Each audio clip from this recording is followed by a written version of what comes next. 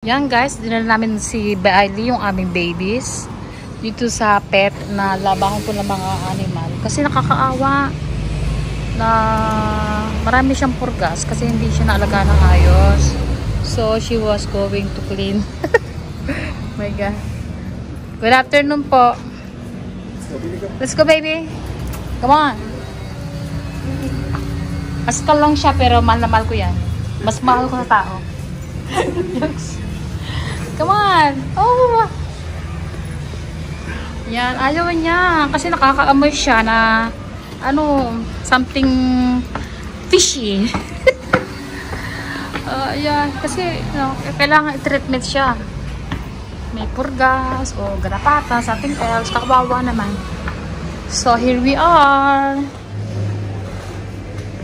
Oh, so cute. Yan, oh.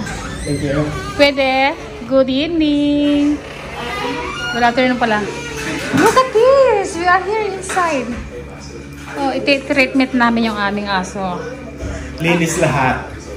Linis lahat hanggang... Saka mayroon siyang tawag nun, parang garapata. Garapata o purgas something? Parang purgas. Ha? I have no idea. Hindi ko alam kasi nakita ng anak ko sa higaan niya kasi natutulog na kasama ng anak ko eh. Ang gagawin mo sa kanya, trim lang ba? No, hindi iti-trim. Wash at saka treatment ng linisin ng tenga, lahat na. Yung kung pwedeng bawa, yung linisin ng buko. Kasi she's asleep with my daughter. Kasi pet namin siya. 3 years ago, inumanan namin sa kasambahay. So, iba siyempre ang alaga. Pag ay avoid ko lang na baka yung aking daughter nangangatig, di ba? So, for the meantime, meron ba anong tawag yung nilalagay sa front line? Front line sa balikat, every o kaya otherwise mayroong ibang pangalan din. Iska, yun. Ayun, treatment natin. Sige, go ahead. Ayan, guys. No. Hello, baby. Ikaw ayaw niya kanina. Ayaw ko itabuhin si baby. Ayan o. Oh, dito siya.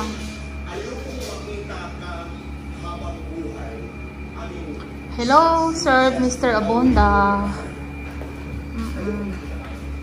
So, washing, tapos cleaning, linisin ang loob ng tenga, at saka tingnan yung kuko kung sobrang haba na, putulan natin. At First time niya? First time niya dito. Hindi mabait naman siya. Oo, mabait, hindi nangangagaan. Sabagay, ito yung aso din, nangangagat. at saka complete vaccine siya. So, hindi siya, kahit Kadalasan kasi pag first time na yun. Sige pa. siyempre, i-guide mo rin, di ba? Hindi na. Ikaw na lang? Susunod yan kung hindi ako. Hindi. Siya nagpapaligo niyan. Okay. Bailey. Kasi natural lang yun. Yun lang, ligo, tapos putol linis. Kasi tenga. Susunod na kanyang mga anak. Ha? Sige po. Okay. Good luck. Next guard po, sir, yung tao. Oo, yung nilalagay sa balikat, di ba? Ang next guard. Tablet po to, sir. Tablet siya. So, may mix of food sa feed. Mas stick siya kaysa liquid. Iyakan lang po kasi, pero ito po yung namin. Silat po namin. Okay, magkano nila yan? Tablet po. How many times, isang beses lang? Isang beses lang po. Okay. Mga nasa ilang kilo po kayo? Siguro nasa mga quietly 20. Wala pa. Wala, mga siguro mga 14, 15, gano'n? Mga 13. Oo, mga 15. Let's say 15. Ito po sa kanya, 10 to 25. So, ayan. Treatment siya. Pwede natin to Hindi 25. siyang ganyan mga kuko. Guwapa man. Guwapa na siya. Nalinis na siya. Na-shower na. Ayan. So, natutbrush na rin yung ngipin niya. Behave, behave, behave.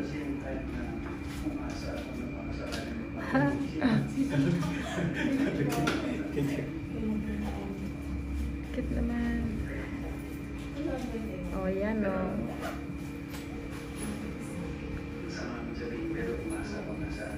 Well done. Pero, hindi ko piligo. You pass the training. Okay, go. Come on to mommy. Come on. Here we go. Go, daddy. Go to daddy. Come. Thank you. Thank you so much. Sige po. Salamat ulit. Sige po. Thank you. Yan. Let's go, really good.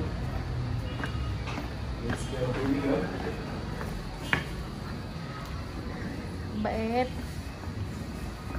So, she ready to sleep to my daughter na kasi. Yan.